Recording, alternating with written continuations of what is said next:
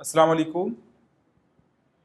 Hello hello السلام علیکم. وعلیکم السلام. جی بہن کہاں سے بات کر رہے ہیں آپ؟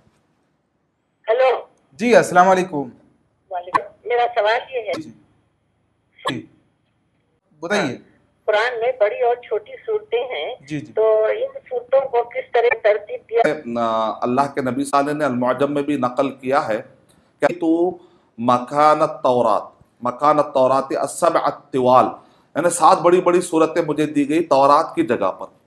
تو گویا کہ شروع کے جو 7 ہے کہاں سے گننا آپ؟ سورہ فاتحہ.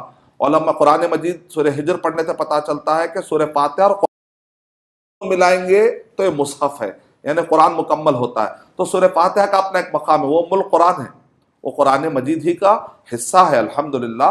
اور شروع کے جو 7 صورتیں سورہ بقرہ سے لے کر سورہ توبہ تک، سورہ انفال اور سورہ توبہ کو علماء کرام نے ایک ہی شمار کیا. تو گویا کہ آپ کیونکہ درمیان میں بسم اللہ الرحمن الرحیم، سورہ انفال اور سورہ توبہ کے درمیان بسم اللہ الرحمن الرحیم نہیں ہے، تو علماء کرام نے 7 طوال، تو شروع کے 7 صورتوں کو اللہ کے نبی صلی اللہ علیہ وسلم نے کہا یہ 7 طوال ہے، بڑی بڑی صورتیں. پھر اس کے بعد میعون، یعنی تقریباً 100 آیتوں والی جو بھی صورتیں اس کو میعون کہتے ہیں. پھر 100 کے قریب جو بھی صورتیں پڑھتی ہیں ان سب کو مثانی کہتے ہیں.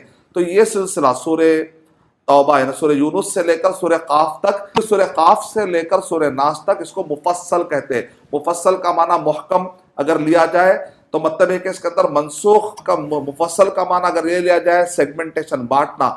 چھوٹی چھوٹی صورتیں 2 صورتیں کٹ رہی ہے بسم اللہ الرحمن الرحیم کے، تو یہ کٹنا سیگمنٹیشن کا معنی ہے مفصل.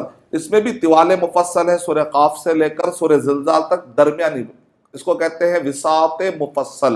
پھر اس کے بعد سورہ زلزال سے لے کر سورہ ناس تک اس کو کہتے ہیں قصار. قصار معنی قصیر، قصیر معنی چھوٹے، قصار ہے مفصل. مفصل کی چھوٹی صورتیں، مفصل کی درمیانی صورتیں اور مفصل کی بڑی بڑی صورتیں. تو الحمدللہ اللہ کے نبی صلی اللہ علیہ وسلم نے قرآن مجید کو سائز کے اعتبار سے اسٹرکچرل وائز بھی ڈیوائڈ کر کے ہمیں بتایا ہے.